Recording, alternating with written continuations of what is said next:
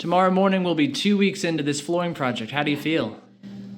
I thought it was gonna take 2 days. There's a big learning curve. In this video, we tackle one of the biggest and most stressful projects yet in our renovation, the hardwood floors. We not only finished the back 3 bedrooms and hallway, but we lay over 600 square feet of hardwoods too. This isn't a flashy video with a bunch of effects. It's just an honest story of how our family of 7 is transforming this homestead.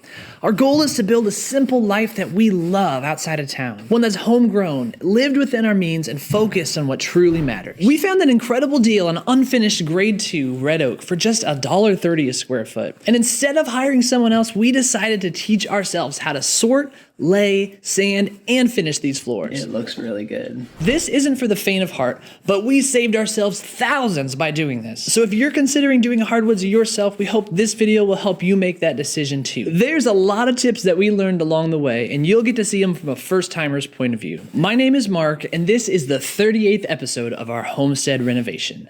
Enjoy the video. Well, that was stressful.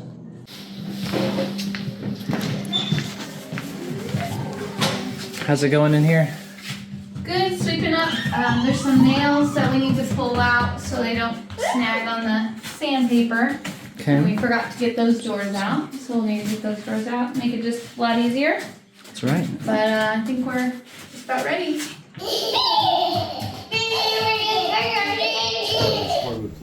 Here's a clip of me installing the first row of planks on a string to make sure that our line was straight.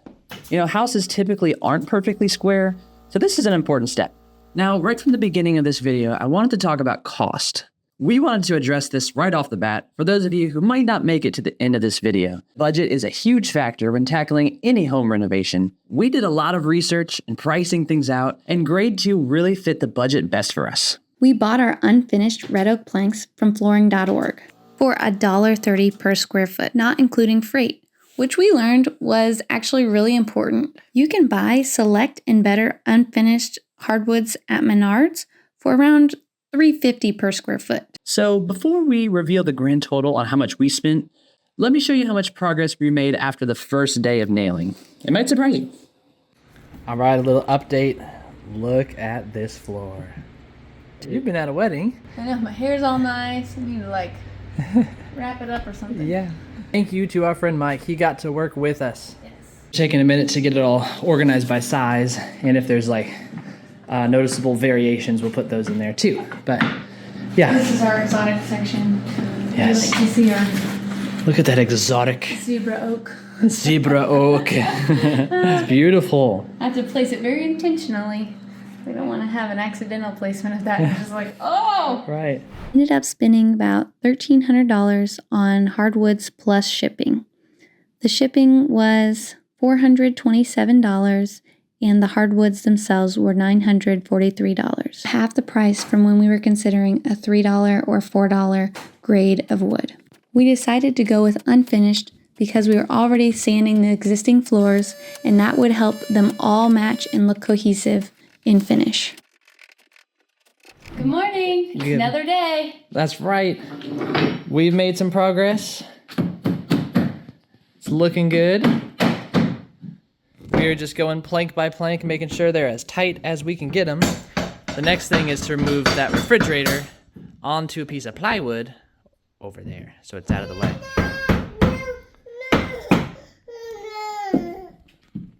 That's right, you got your headphones on. Both of our moms came to town to help watch and take care of our kids while we worked on this project, and, you know, I just can't say thanks enough for that because we were able to put our complete focus on these floors and on this homestead property. So we were feeling really inefficient with our process, and we watched one YouTube video, and it really sped us up.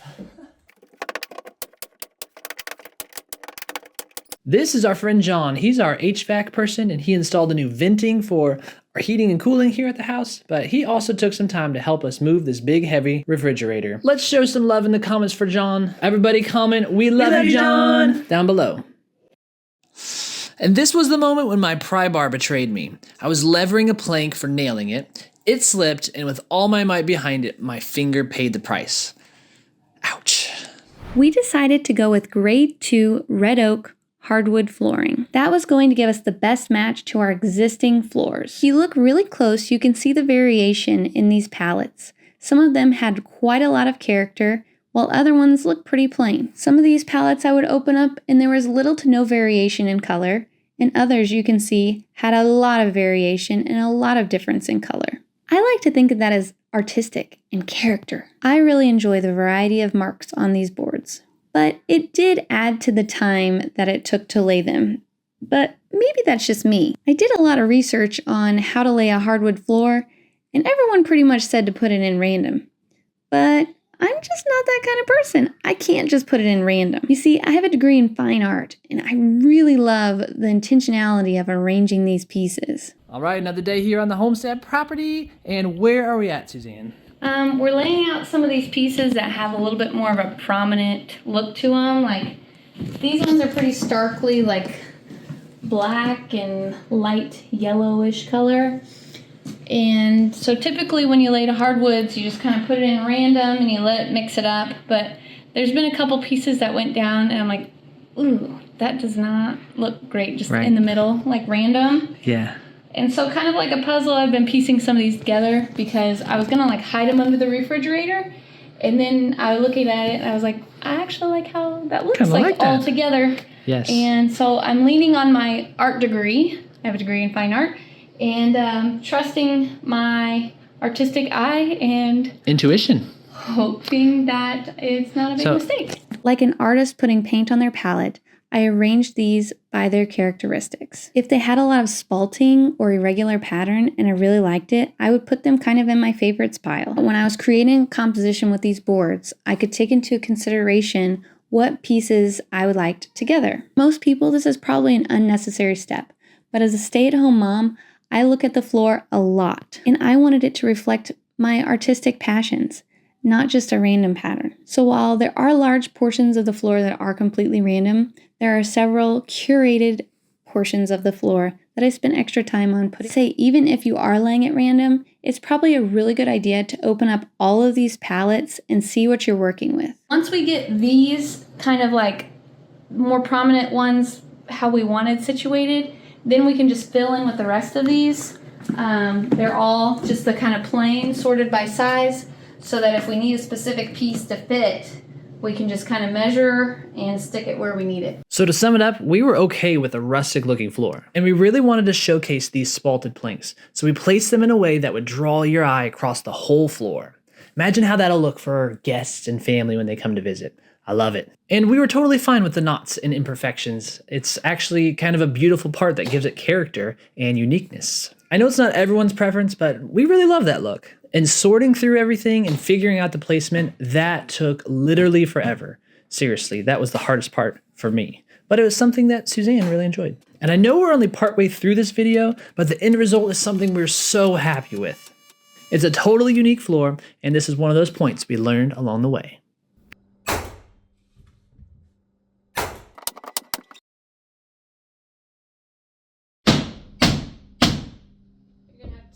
On that one. Hardwoods are laid all the way up to this point. Everything that we racked up, we got nailed and we're just straight. Suzanne's worked really hard, and we're looking at what the transition looks like. But I'm gonna head home. Gotta run by the grocery store for the kids and the family, and that's it for today. We still have to figure out the transition deal. We have an idea, but it's not totally there. Oh, I cut my finger too, sorry. This is coming along great. This room's 99, 99% done. There's just a little gap there. It's another day, and here we are, working on this part. Gonna bring you along and see how far we get tonight. Our goal was to be done in just a couple days so that way we could rent a floor sander and do that, but we're just going one day at a time. Thankful to be out here, thankful that this is our home, and here we go. Alright, so you've got your beautiful hardwood planks, and maybe you've laid a few rows like we have in this video. But before you start nailing, there's a crucial step that can make a huge difference in the final look of your floor. It's called pre-racking. This is where you lay out a few rows of planks before you attach them, kind of like a dry run. And trust me when I say this, it's worth the extra effort. This is another tip we learned along the way. Brought to you by today's video sponsor, Trial and Error. It's 12:30 a.m. Trial and Error is completely free, there's no link in the description, and you can use it in your next project too. Well anyways, the main goal of pre-racking is to avoid a few common joint issues that can make your floor look, well, less than perfect. First up, there are butt joints. This happens when the ends of two planks line up right next to each other. Then there are H joints. These are even worse in my opinion. Imagine 3 planks side by side and their ends create the shape of an H. And finally, there's stair stepping. This is when the ends of adjacent planks create a sort of stair step pattern. Again, it just kind of looks off and can be a real visual distraction. But by pre-racking your planks, you can easily catch these problems before you commit to nailing them down. You can easily swap planks around. Just make sure everything flows correctly, naturally. It takes a lot of time, but trust me, your floor will thank me later.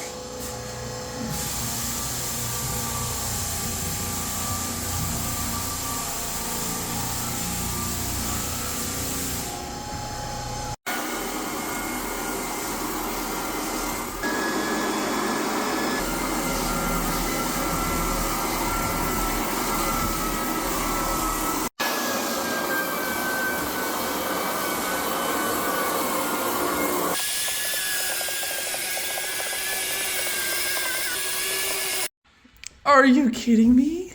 These look amazing. So, what I learned is that you're gonna have to just go back and forth like this With the drum sander? with the drum sander Okay. until it's flat. Okay. And so they said a lot of times you get that first one, you're like, wow, it's great, done. They said, but really there's still a lot of imperfections and you gotta do it several passes until it's so boring. She said it'll be so boring. Wherever you've done the drum sander, do the edges and kind of keep those together on the same grit. And so like you can see this area is still pretty blotchy. Yeah. That's because not all the finish has been removed. There's a low spot here. And so essentially we have to keep sanding the entire floor until this spot is level with it. Now there was a big gouge here and I just took my little Dremel and like sanded it out because could we replace the board? Yes. Have we replaced boards before? Yes. But this will probably be under a bed and I don't want to pull that board out. Right. Should we? Probably. We should probably pull it out. How time did you get home last night? I don't know, like 3:30 a.m. Well, I thought it was really interesting. I looked at my watch when I got here around 7:30 this morning, and I already had 10,000 steps. Maybe it's from the vibration of this machine. I don't know. Your day started before you went to sleep. Well, I'm impressed. Well done. And let's get back to it. Keep working. Can I show you what I'm doing in there? Sure. Okay, to a lot of people, this is probably a totally unnecessary step, but I have sorted all the naughty plate. Can you pause it? I gotta turn it. Okay, to a lot of people, this seems like a totally unnecessary step, probably mark 2. But last night we were just like, oh, I can't find the board I need, and it's so like... Wait, what were we like? We were like, I can't find the board we need. So, like, for me, sometimes I'm looking for a specific, like, color. And so I've just gone through and started labeling kind of like, okay, this is a neutral with red tones and it's got like a line in it of some sort. Okay. Or like this one means that there's on the tongue, there's a line of spalting, but it's neutral. Oh. So like if you look at this one, see how there's a line of Oh, spalting okay. on the So I tongue? see. So you label them so they're standing up and we can find what we need. Yes, but at the same time, we can measure out from the wall for a length that we're needing. So if you're looking for a specific length, we can use our magic wand and find it. Why don't you show me what that looks like? Okay, so let's take for example this piece. Let's say I was looking for a size like this. I would take my measurement, I'd line up the face, and I would put my knuckle here. Okay, this becomes my wand. Okay, Your magic wand. I'm gonna go hunting for the right piece, and I take my wand and I put it against the wall, and I slide it until I find one that is the right size. So I would pick probably this one. So this one's a fairly neutral board, so I can just feel like I can put it anywhere. Here's the piece I've hunted down. Here's how I would place it in the spot that I need. You know, because sometimes I might accidentally put a board that I think's ugly, and I would take it. Oh, that's not that. And I would place it in the spot that it goes, and it's a nice fit, you know? And so I'm doing the same for the edge pieces. I'm labeling, I'm putting a line. These are ones that have knots in them. So there is a line where they would cut. So if I take a measurement of my edge piece and I say, I need one this long, I can see which one of these is the closest fit. And I'd say this one's the closest fit, and I'll go cut it on the chop saw. Nice. All right, so lesson learned. Organization is your friend here. Suzanne's system for labeling and planning out the planks was a lifesaver. It was less waste, it was more money in our pockets, and ultimately that was another tip that we learned on this hardwood floor journey. Wow. It's looking good. Time to lay some more tar paper. How's it looking from your perspective? I just spent a minute and sanded the floors. Well, more than a minute. Little spot right there. It's all really flat and even. This is just the first 36 grit, but my, doesn't that look like a different floor altogether? This is what it looked like before. It's pretty rough. All right, this is first pass in this room. Here is the before clip.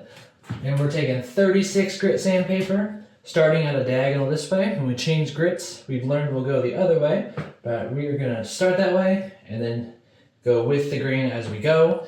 Okay, if you've made it this far in the video, here is the most valuable tip I can give you.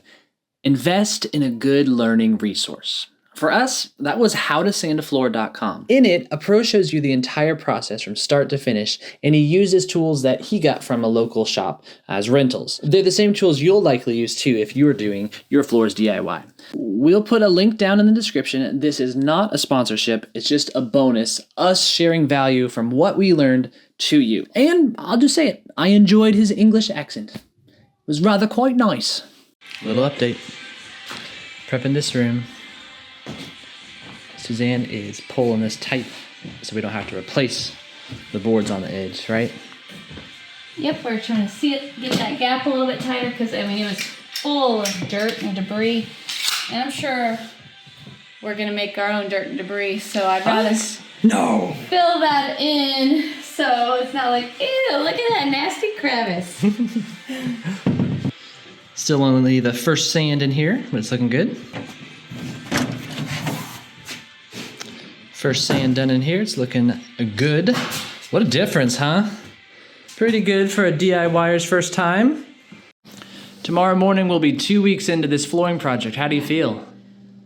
I thought it was going to take 2 days. There's a big learning curve. Yes, we're this close. We have to call it for tonight because we're exhausted. Yeah. Finish up this edge here. Yep. And then a little edge in the kitchen, and then a transition. And I think that's all the hardwoods down and in. You may have noticed too, but we had to get some of the old boards that we saved because we needed some longer We need ones. some long mediums. We have a bunch of short still left, but you start getting these really ugly patterns, and Right. it's like, gotta get a few more long pieces. Yep. Okay, let's go eat dinner.